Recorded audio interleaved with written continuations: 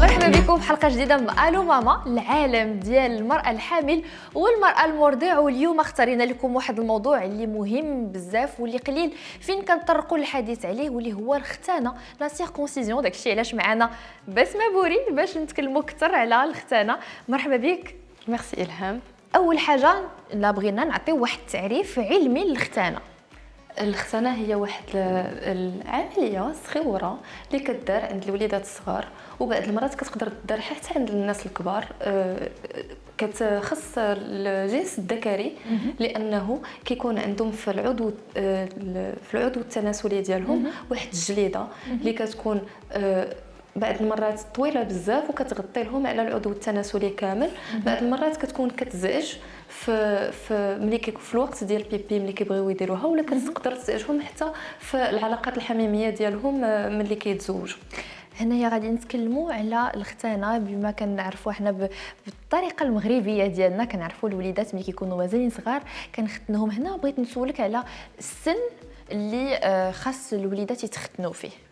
الوغ دينيا الدين ديالنا كيبغينا اننا نديروا هذه الختانه هذه عند الوليدات كاملين، ولكن ما كاين حتى شي سن اللي هو محدد. غير هو من الاحسن دار لو بلو تو بوسيبل، لان كيكون مازال الجهاز العصبي ديالهم باقي كيقدر يتطور وباقي كيقدر يتاقلم على هذيك الوضعيه ديال الستريس اللي غادي يمر منها في الوقيته ديال الختانه.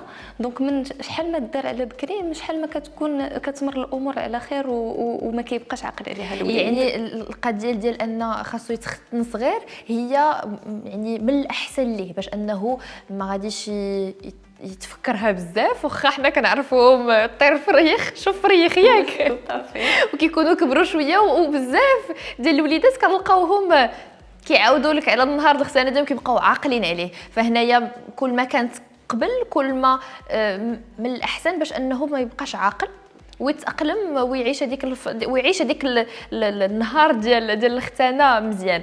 هنا غادي نمشيو للمرحله حتى هي مهمه، لان كنعرفوا باللي الختانه ماشي شي حاجه اللي كنجيو وكنديروها مباشره، عندها تحضير. شنو هما الحوايجات اللي كيداروا قبل من الختانه؟ الوغ جوستومون باش نحضروا هذه الختانه هذه كاينين بعض الاطباء اللي غيفضلوا انهم يتسناو حتى يبدا الوليد يتمشى، لان في الوقيته ديال المشيه كيقدر يطيح، كيقدر يتجرح، كيقدر. وفي هذه اللحظات هذو فين غيقدر يبانوا شي امراض ديال تخثر الدم مثلا. دونك الا ما كان كاين حتى شي مشكل في من هذه الناحيه هذه كنقدروا نتكلوا على الله ونمشيو. ولكن بالنسبه للرضع كيفاش غادي نقدروا نعرفوا على انهم مثلا كيعانيوا من شي مرض ولا كيعانيوا من تخثر الدم؟ جوستومون بالنسبه للرضع ما كنقدروش نعرفوا داكشي علاش كتبقى التحليله ديال الدم هي اللي غادي تعطينا فكره على كيفاش كيكون تخثر الدم ديالو، كيفاش النسبه ديال الكريات الدمويه عنده، واش يقدر يستحمل هذه العمليه ايتترا. ولكن التحاليل راه كيتعطاو حتى للكبار. فوالا كيتعطاو حتى للكبار اوسي. يعني يقدر على ان بكري يداروا له تحاليل وغادي يعرفوا واش عنده شي مشكل. يعني ماشي بالضروره، لان كما قلتي كاين شي اطباء كيفضلوا حتى الوليد يبدا كيتمشى عامين ولا 3 سنين عاد يديروها له. يعني ماشي بالضروره، هذيك كتبقى غير اختياريه. وي الوغ اختياريه لو فات انه كيبدا يتمشى نقدروا نستغناو على هذوك التحاليل جوستوم. هنا غادي نوصلوا النهار ديال الختانه، والنهار اللي كيتخلعوا منه الاباء والامهات وما كينعسوش وكيبقاو يفكروا شنو غادي يديروا لولدي. هنا بغيناك تقربينا من البلوك، شنو كيوقع بالضبط في داك العمليه، شحال المده اللي كتستغرقها، وعاد نمشيو نشوفوا من بعد شنو كيوقع. الوغ ايفيكتيفمون ملي كنقربوا لهاد الوقيته هذه ديال النهار ديال العمليه في الغالب غادي تشوفوا الطبيب المبنج وغادي يقول لكم انه الوليد خاصو ما ياكلش واحد العدد ديال الساعات. دونك على حسب واش كيكون كياخذ غير الحليب خاصو واحد 4 ساعات وهو ما واكلش. الا كان بدا تياكل وكياكل دي سوليد، يعني شي حاجه الماكله اللي العاديه ديالنا اللي كناكلوا دائما، خاصو على الاقل 6 حتى 8 ساعات ديال الصيام قبل من بما انك هضرتي على التبنيج، واش هي كيكون تبنيج كلي ولا موضعي؟ الوغ مداوله تنقولوا له البنج الخفيف داكوغ، هي لا سيداسيون هي اللي كنديروا عند الوليدات، لان العمليه كتكون قصيره بزاف، ما كنحتاجوش اننا نديروا الانستيزي جينيرال اللي كتكون شويه ثقيله وكتحتاج انها تطول الا كانت عمليه طويله، هي اللي كنحتاجوا فيها هذا النوع ديال نرجعوا للعمليه بالضبط شنو كيوقع فيه. تري بيان. الوغ اون فوا الوليد كيكون صام هذوك العدد الساعات على حساب السن ديالو، على حساب شنو كياكل، ما غياكل ما غادي يشرب بيان سور.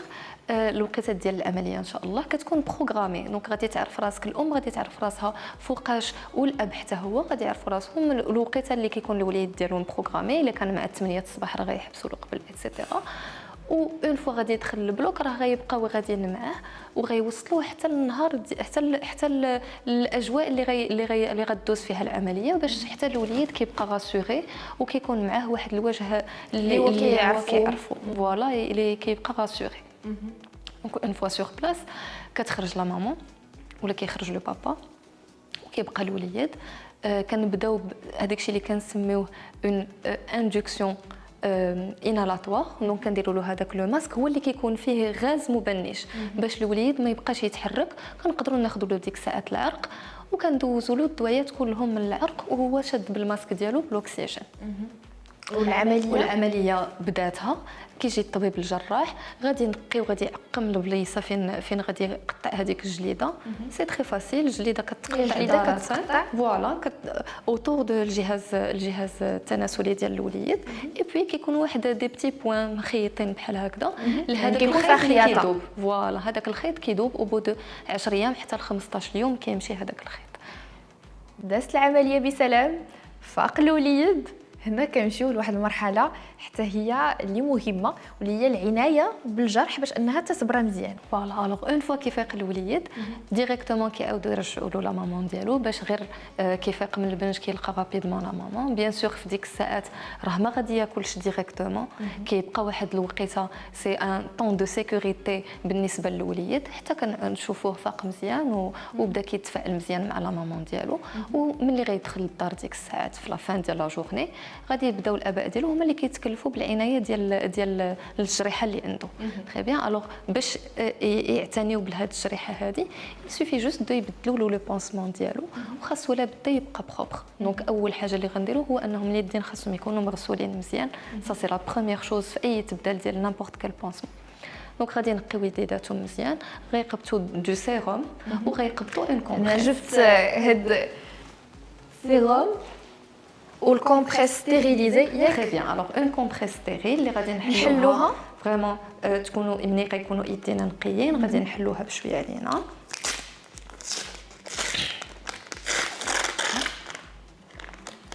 كومبريس كتكون على هذا الشكل. ميرسي. غناخذ اون بوتيت دوزيت دو سيروم.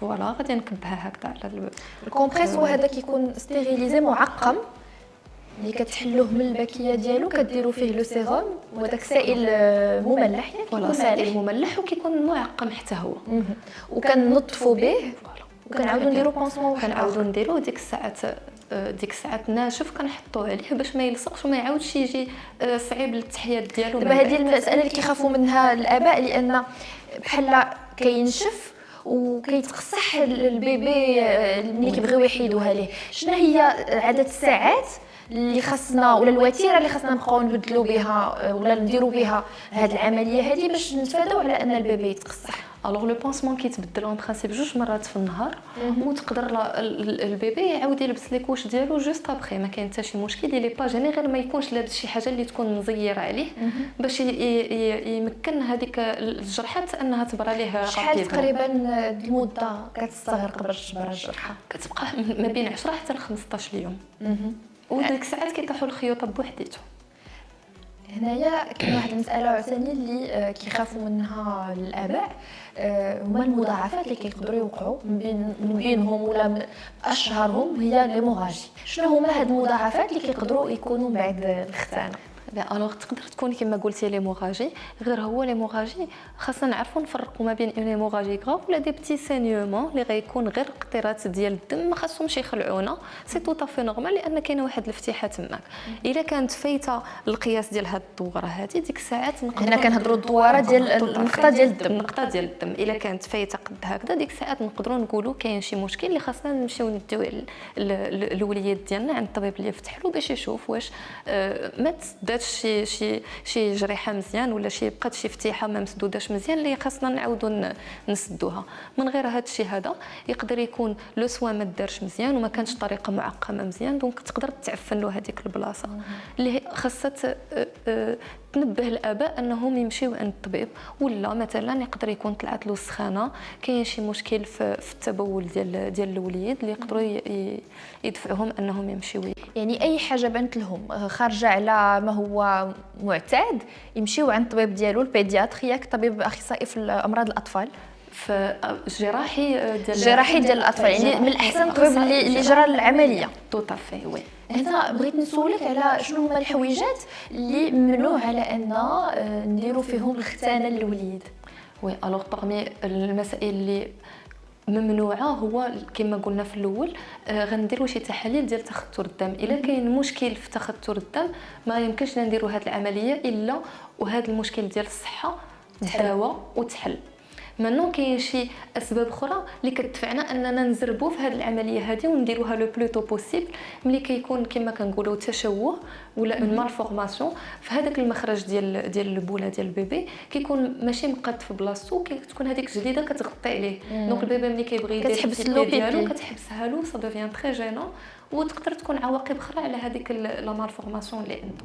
كاينه واحد الحاجه اخرى حتى هي كنعرفوها وصحح لي المعلومه الا كانت خاطئه، كيقول لك حتى الا كان الوليد ضربوا البرد وفيه كيسعل من الاحسن انه ما يتختنش. شنو العلاقه ديال السعله مع الختانه؟ واش البنج ولا؟ الوغ وي افيكتيفمون عندها علاقه مع البنج لان ان انفون اللي كيكون ضربوا البرد كيكون التنفس ديالو ما مزيانش، دونك ما غيقدرش يستحمل كما قلنا هذيك لاندكسيون بلي غاز، ما غيقدرش يستحمل هاد النوع ديال البنج. دونك كنتسناو حتى يكون الصدر ديالو ناشف مزيان ونقي مزيان اللي يقدر يبقى به في وسط العمليه وهو على خير.